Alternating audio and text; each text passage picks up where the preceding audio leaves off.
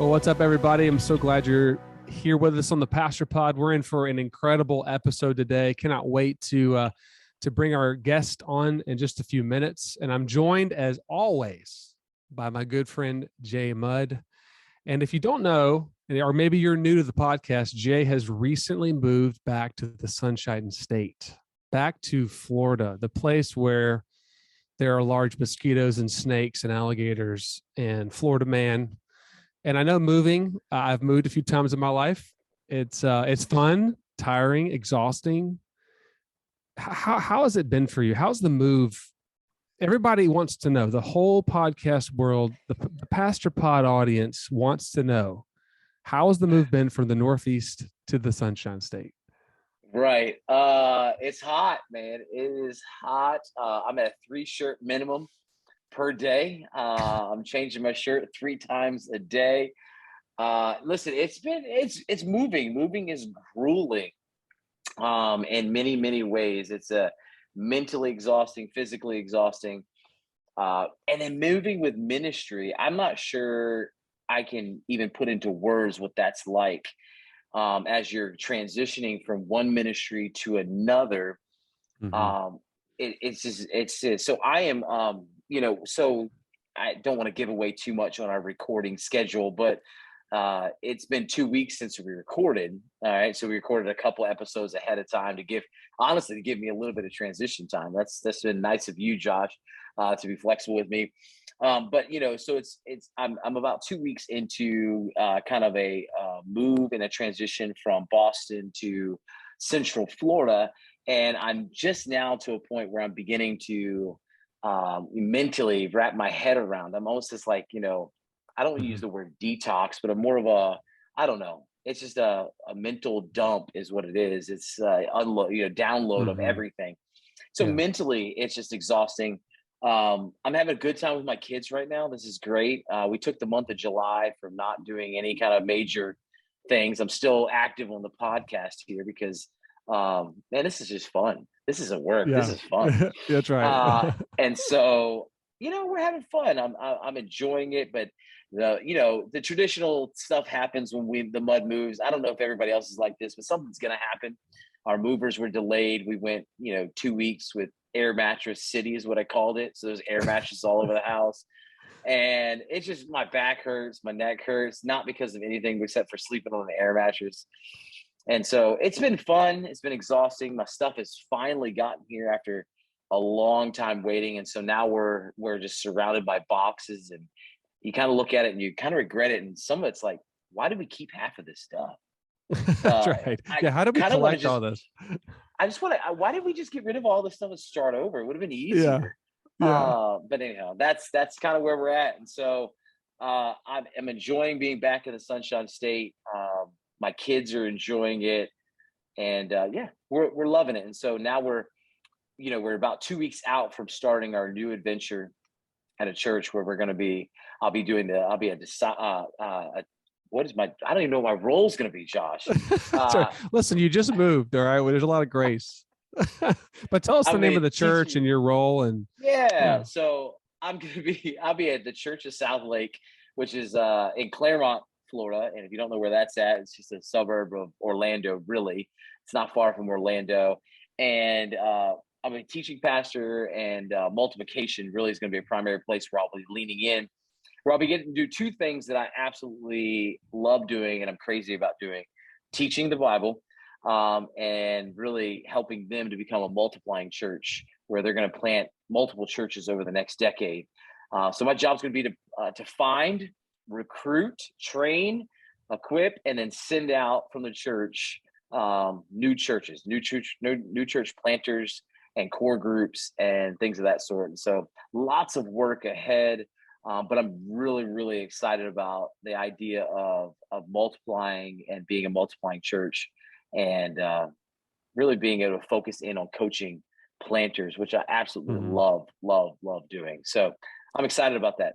Yeah, me too. I think you're going to do a great job. And I know it's been quite a journey, and you've been faithful up there with your church. And, moving from one church family to another can be emotionally draining because, it's all about people. So right. I'll be praying for you just as you continue to kind of get some time to rest and recharge a little bit. But really, a lot of what you're doing and what you've done and going to do is ties into our podcast today. You want to kind of set us up for our conversation? So we're excited. We're going to have Pastor Dean from Lifepoint Church in Ohio with us today. And really, we're going to learn a lot about, their story and how they became a multiplying church. And so I'm all ears. I'm excited about learning, because that's really, Josh, the secret to this podcast is not that we're trying to do anything fancy, but you and I are just wanting to learn and bringing everyone else along for the journey. And so we're about to jump into a conversation with Pastor Dean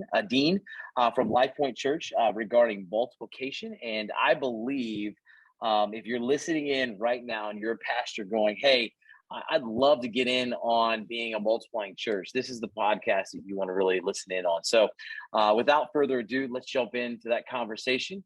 Pastor Dean from Lifepoint Church.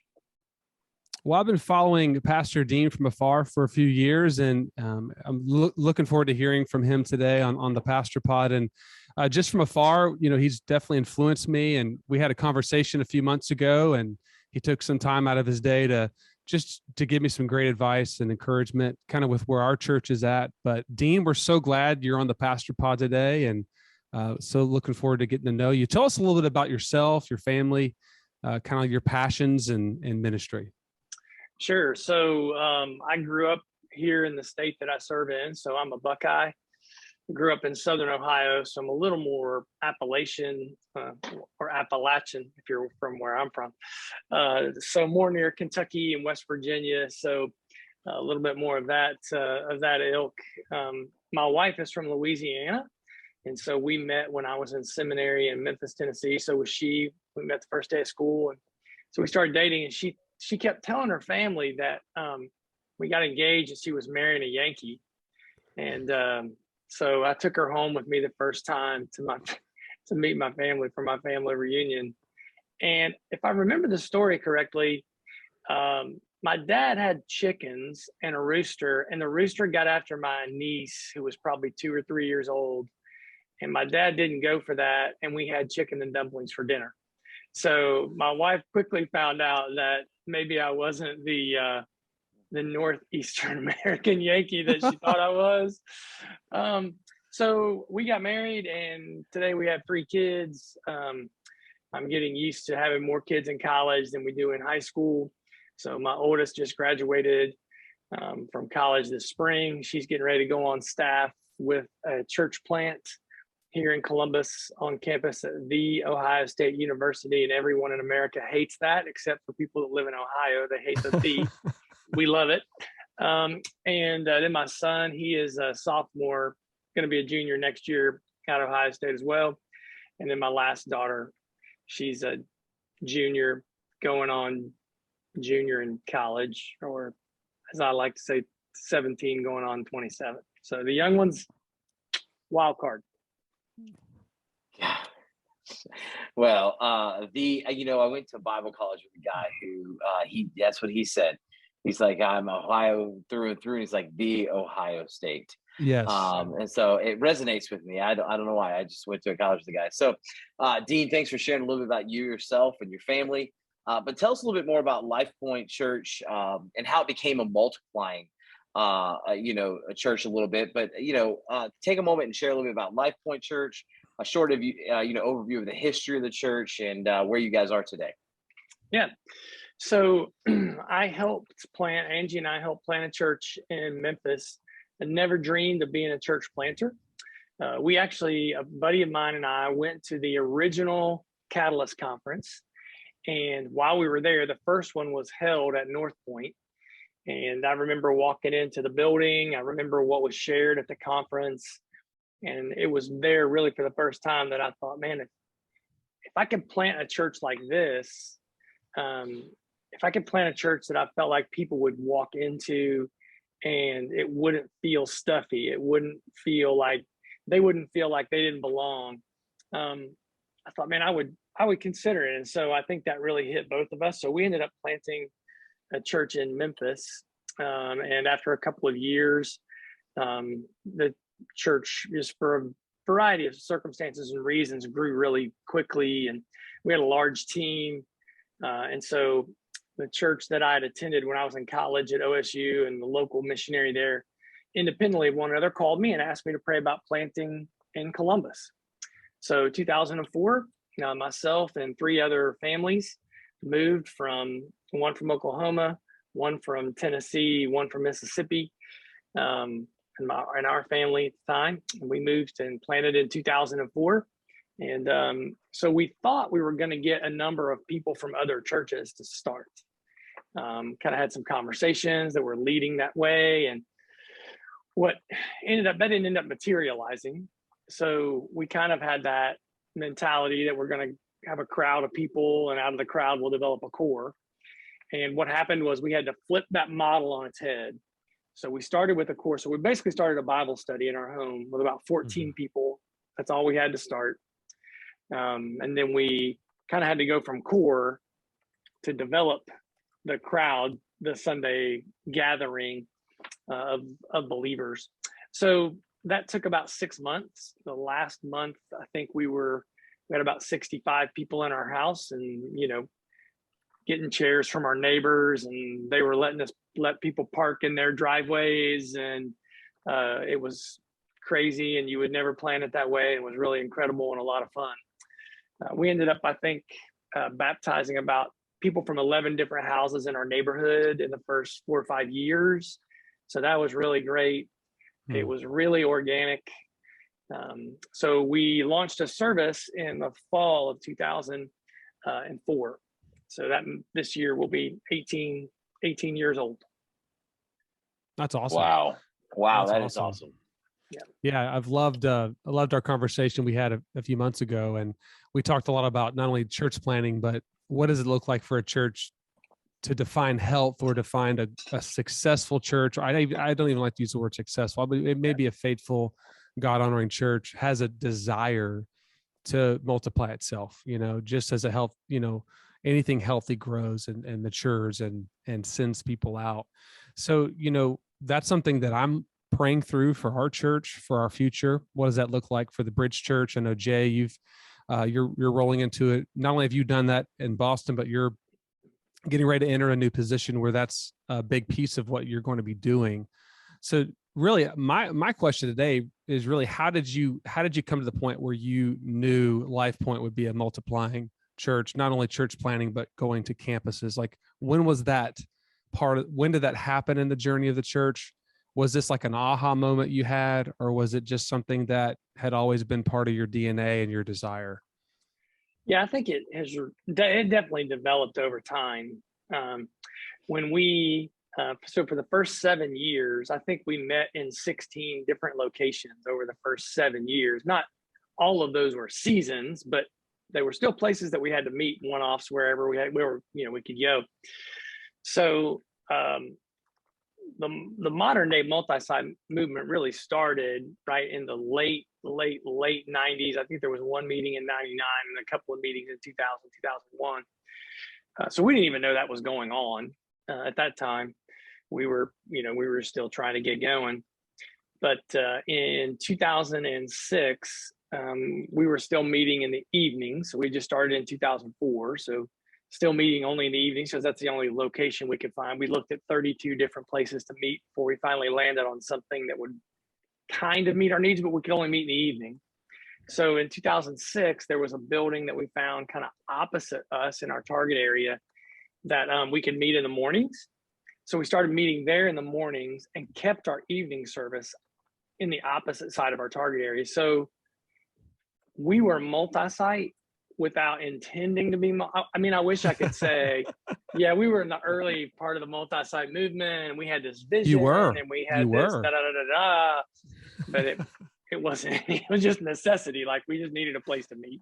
Yeah. In the morning, and so we were meeting in 2 locations. Same team would do the morning. The same team would do the evening, and then we eventually, the morning service, multiplied into 2 services, and so then we were doing 3 services. And like 07, 08, 09. And 10, we just realized, we're kind of running out of space here. This evening location kept moving around. And so people would come in to eat to the evening service, but they would always gravitate towards the morning services. Mm-hmm. So we eventually moved into a lease space in 2011. And we were in there 2 years before we really felt like, man, God is calling us to not just plant. I mean, at that point, we had helped coach, train, financially support church plants, but really to send someone from our team to plant.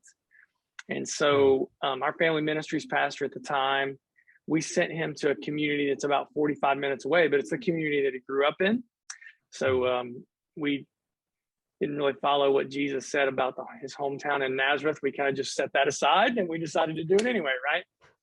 So he went there and it was more of a plant, but that's really what stirred us towards multiplication. We told anybody who wanted to go, they could go. And obviously not very many did because of 45 minutes away. But still, man, that kind of ignited something in us to send. And so then we turned around in 2015 and we had sent a college student with that first plant because we thought he had potential to lead for us in the future. So he had just gotten married. Actually, he got married, and 6 weeks later in 2015, he launched our second campus. But this time it was different. So this time he came to lead, but we had 200 people who were already meeting in life groups in that community. And so we just said to all 200 of those people, why don't you go with this leader that we've trained and you'll become that campus. Mm-hmm. So I was naive about it, and I'm glad I was naive about it, because I mean, it had an incredible financial impact. It had an impact on our volunteers. The people who go in those scenarios are not the people that you want to go, right? I mean, right. If I could have chosen people I wanted to go, that would have been great, but you can't do that. So the people who are the most generous in terms of their giving, the people who are the most generous with their time, those are the people who go. And when that happens, I remember standing up that first Sunday, and there was this huge hole right in the middle of our first Sunday service where a lot of those people sat together. Mm-hmm. And it didn't sink in to me till then. I'm not going to see these people regularly. They've been my friends for 10 years. They've been with us, a lot of them ever since we started. Mm-hmm. So there was definitely an emotional toll there that I wasn't ready for. We had to recruit, I think the first time we had to recruit about 44, 45 volunteers, kind of like that, and we had done our best to prepare, but until the needs open up, you really don't know what you got and what. Yeah. But that ended up being a blessing because we realized there were a lot of people that were sitting on the sidelines who didn't feel like we needed them. And at that point, it became very obvious that we needed them. So that went well. And then so we turned around and did the same thing 3 years later, sent out another leader to the opposite side where we had originally planted. We had 9 life groups that were meeting over there already. Again, about 200 or so people. We said to them, you go over there and form that congregation. And so once again, all the right, wrong people went, and we were down another 40 some volunteers. But man, God was just so kind to us, so kind to us. So we operated throughout COVID with 4 campuses. And then the first campus that we planted, the one that was 45 minutes away, it just felt more like a plant to us and to that church as well. Mm-hmm. So we came to an agreement where they actually became an autonomous church. They still share our name, different look, different feel a little bit, but like the pastor there, I'll always look at him as, like one of my kids. I mean, he still comes to our teaching meetings. We still study together and all those kinds of things, and never perfect or easy, right? But have a great long-term relationship with them. And then we knew we had a young man who was going to multiply to another community this year. He has a very unique story. So whenever we launched our Delaware campus in 2015, his mom invited he and his fiance, brand new fiance at the time, to come to our launch, and they weren't about to go. And she offered to buy them lunch, so they said they would do it. So they come, and his father is an agnostic apologist. So he travels all over the country. He's got a following on YouTube of people that he tries to talk them out of Christianity, or at least talk them out of the church and organized Christianity, what he would call it. So, Paul had just never heard the gospel, and Paul and Maddie heard the gospel really for the first time that day, and came back and made a commitment to Christ. And they were living together, and they moved out from each other, moved their wedding up, got married, started leading the life group, started leading students. And so 6 years, 6 Easters to the day, Paul just launched our Marion campus, he and Maddie. Wow. And doing an incredible job there. And then we had another, of all things, a Mennonite church didn't really see a good future for themselves. And so they reached out to us last year. And so, in the last 12 months, we've opened up our first building that we've built from the ground up in one campus. And then we launched 2 more campuses all at once. We never would have done that. We never would have planned it that way. It's really kind of stupid when you think about it, but we believed it was God's activity. So we did all 3, and it has proven to be challenging and fun. So today we're 5 campuses, and that's kind of what we look like now. That's awesome. Wow. That's just an encouraging testimony of what God's done over the years and how you came to be where you are. And listening to some of your story there of how, when you sent that first church plant out and there's that gap hole in the middle, just reminded me of so many testimonies of pastors who are open-handed and faithful, and then realize the blessing. And you actually said it. You said it turned out to be a blessing because of many different reasons, whether it be, the people sitting on the sidelines or just a different variety of different things. And a lot of pastors, I think, sometimes get, alarmed when going, hey, the people that are going to leave, you said it right. Who they're going to leave are the people that you don't necessarily want to leave. They're your financial givers, they're the ones you serve. And it makes pastors nervous. But at the same time, I think you would say, and I'm just going to ask a follow-up, I think you would say it's still a blessing because it actually shows how faithful God is to continue to fill in those gaps wherever those people vacate. And God never leaves the church kind of hanging out to dry. And would you agree with that statement? Yeah, it's for us, it became a different mentality. I would like to say that when we came to Columbus, we were all about, and we used the language like we're all about reaching the city. But really what we were about was planting our church to reach the city. Over time, what I think has grown is a view of the kingdom in the city and our church being one church that helps reach the city. So you've probably heard the terminology, but the way we say it is, we're not trying to plant a church, we're trying to church a city. And so some of that is going to be Lifepoint. Some of that's going to be other churches that we're going to help and support in any ways that we can. And I hope that the legacy of our church is seen in a number of locations, some of which are autonomous churches and some of which will bear our name. And that's God's business, not my business. And this is not right or wrong. But we have been significantly influenced by Henry Blackaby and Experiencing God, where he talks about you follow God's activity. So again, not right or wrong, but we don't have a 20-year plan. We don't have places on maps that we're going there next and there next and there and here. We're just watching for God's activity. We're watching for where are life groups popping up? Where are people coming from? What is God doing?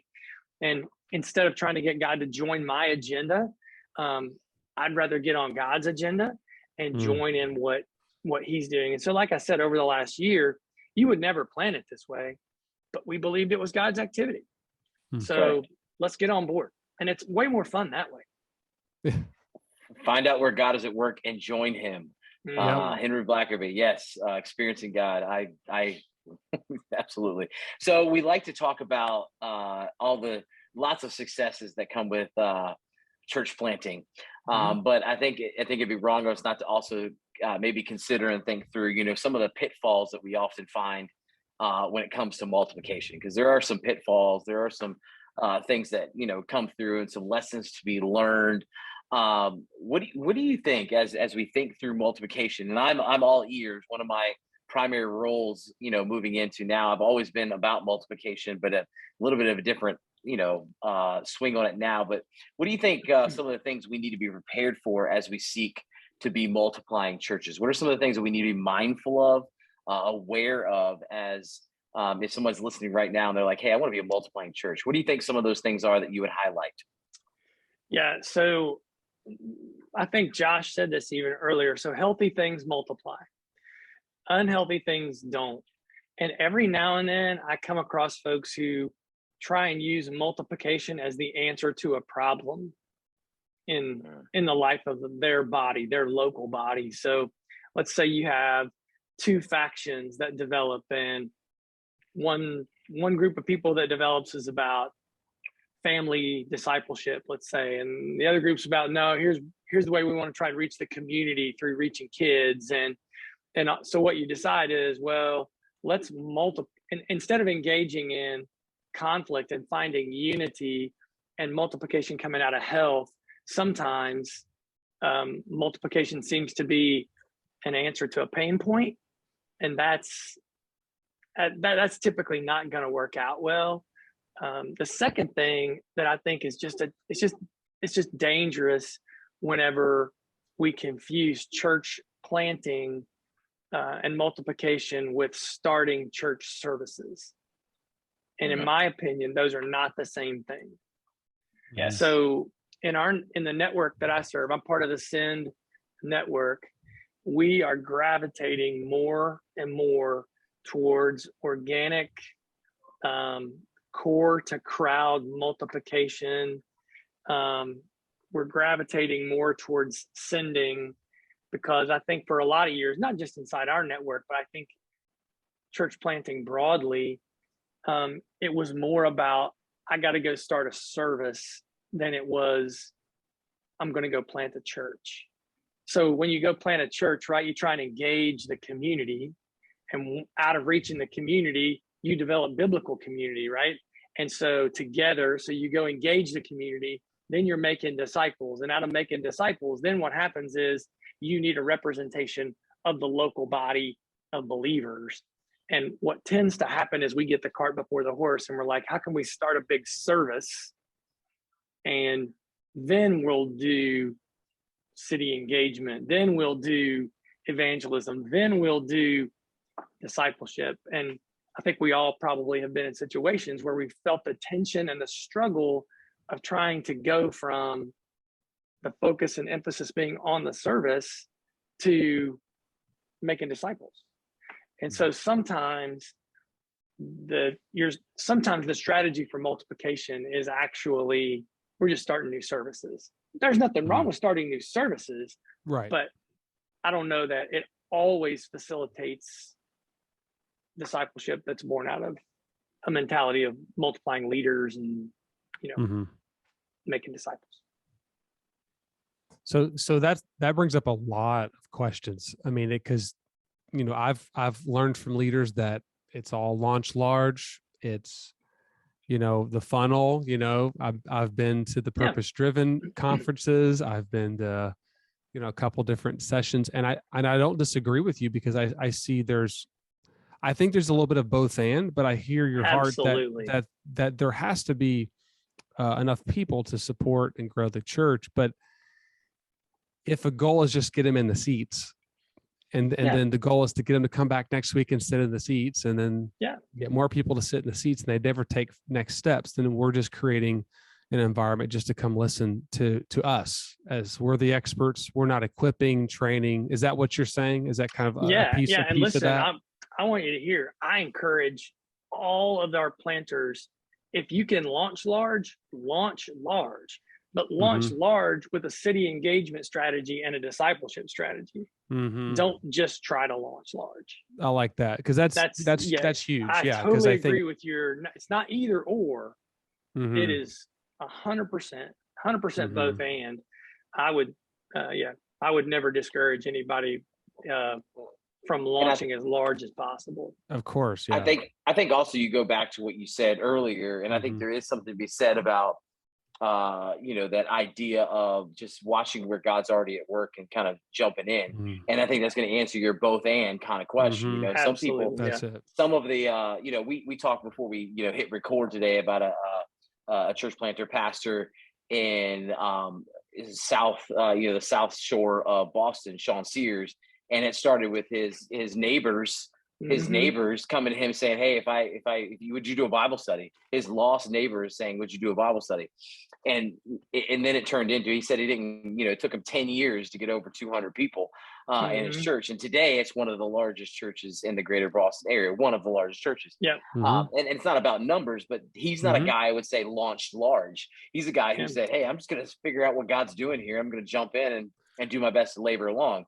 And then there's other pastors who jump in with 500 people right off the bat or 200 people right off the bat, and they launch large. Right. And I think it goes back to really being sensitive, saying, "God, what are you doing here? What are you How doing? Are How do you work? do it?"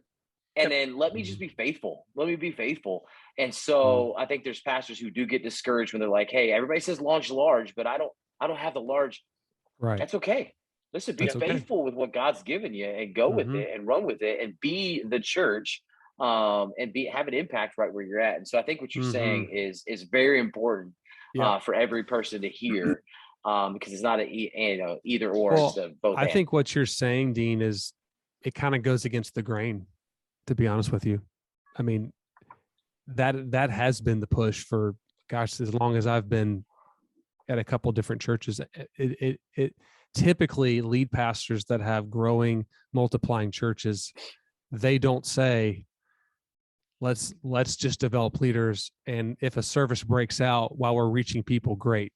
I'm just saying, like, but I find it refreshing, because what we're saying is we're going back to, why are we doing what we're doing? We're asking the question, am I just trying to get people in a room? And what do they say? Pastors are only ones that like crowds. I don't know if that's true, but but because we want to reach people and we want to see as many people come and follow Jesus. But I love that the mindset is join God where he's working, and he can do something in a day that we could spend our whole life on and never be able to touch. And so I love that spirit of faith that I'm sensing from you, that you're releasing people that are giving and serving to go somewhere else. And God's refilling the tank with people that were not serving or not making a difference for that in that way. So that's huge. What would be one thing or one lesson that you've learned, which is probably a tough question, but that you think has been critical for you, like critically helpful or critically powerful for you in your leadership, in your ministry? And another way to say it is, what would you tell a younger you, if you could go back in time, back to the future, and tell a younger Dean, and also for me and Jay and those listening, what is one or two, three lessons you think were crucial that helped you along the way? Yeah, I think young pastors, young church planters, myself included, have the propensity, the tendency to overestimate their preaching ability. And we've had a number of guys come to Columbus to plant, and quite frankly, they are good teachers. They're gifted. We have found that the number one determining factor, and you used the word earlier, so I'll use it even though you didn't like it and I don't like it, but the success or failure of a church plant, right, is the spiritual and emotional health of the pastor and his wife. Everybody knows that. That's not revolutionary. What we have found is that 1A, like right next to it, is the size and development of the discipleship mechanisms in the core team. So you can have a very gifted couple come to plant, and if they don't have that, man, it's tough sledding. We all tend to overestimate, I think, our ability. Like, man, just wait till people hear me teach. Like, there's nothing around like us, right? There's not blah, blah, blah, blah, blah.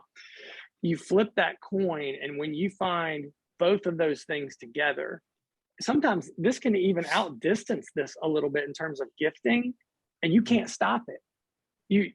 The spiritual momentum that exists in a group of people who are pursuing God together with a heart to multiply and reach people together, it's magnetic when the Spirit of God is at work.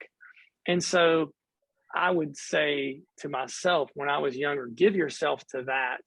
And we were incredibly blessed when we started, because one of the guys who came with us, he was serving at a church of that time, probably a church of 2,500 or so they followed the bases. So he was the maturity pastor.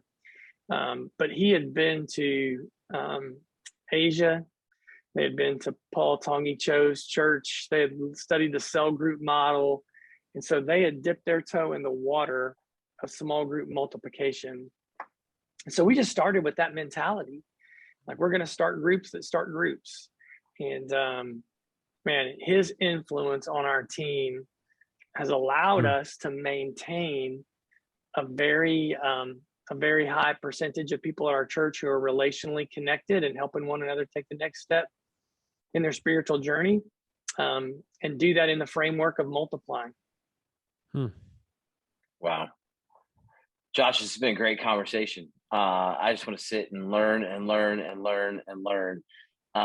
Dean, I can't believe our paths had not crossed before this conversation, based off of the people that you know and the people you've impacted, but it really is. And so I want to give you an opportunity. Any final things that you would say when it comes to, and I know this is like as broad as it gets, but I would say final thoughts you have on multiplication. You go, wait a minute. I can't give you final thoughts, but maybe there's something we didn't cover. Maybe there's something we didn't touch on that you're like, hey, this is one thing I want to make sure within this 30-minute podcast is spoken to and on when it comes to multiplication. Is there any last final things you would say? I want to make sure this is clear when it comes to multiplication of what I've learned, what I've been a part of, what I've seen God do. Yeah, I think the key of multiplication is sacrifice. And pastors who are blessed to be at a church that is growing, I feel like should strongly consider giving people away. It's the model of the New Testament church. Paul bounced every couple of years to another city with a group of people that he brought from another city to bring them so they could plant churches in context of a different place, then they could do it together. I think it's a very biblical, I feel like it fits New Testament missiology very well. And something shifted in me in the mid 2000 teens, somewhere, where my dream of legacy changed from being a church of 10,000 people in one location and all of those things that I wouldn't have even vocalized that were probably there. It shifted from that to someday, if God allows me to live, I want to be able to drive multiple places and see multiple leaders that I was able to pour into and impact, leading and doing, well, exactly what just happened, at our church. The campus that I told you, the first campus that we sent 200 people to, they're the ones that just catalyzed the church where the young man and his wife went 6 Easters later. So that's like our grandkid. Right. So I go there, it's just, and no one knows me. Like, I walk in and they're like, hey, it's great to have you as a guest today. It's awesome. And I think something just shifted in me. And I hope it stays that way. I hope so, unless God's activity is something different. But the key is being willing to sacrifice and to live open-handed instead of living close-fisted. Man, that's so well, good. You heard it here. The key to multiplication is sacrifice. I think that I can tell you from my years of being a part of church planting in Boston, those leaders who were sacrificial were the most impactful leaders in our city. I won't use the word success, but they had the most influence and the most impact in our city because they were willing to sacrifice. They were willing to say, hey, whatever it takes, I'm in. It's not about my name, my legacy. It's about the kingdom of God. It's about Jesus. Mm-hmm. And so that is huge. That is huge. Well, Dean, listen, I want to thank you for being on the podcast again. And I hope this is not the last time you're on the podcast. I hope it's not the last time we get to have interaction, and those who listen to the podcast get to hear from you, because I believe there is some great wisdom here that we can all draw from, and that we should be leaning into and continuing to learn and grow. And so thanks for being on the podcast today from Josh and myself here at the Pastor Pod. We thank you for listening in, and hope to see you next week here on the Pastor Pod. Have a great weekend. See you back.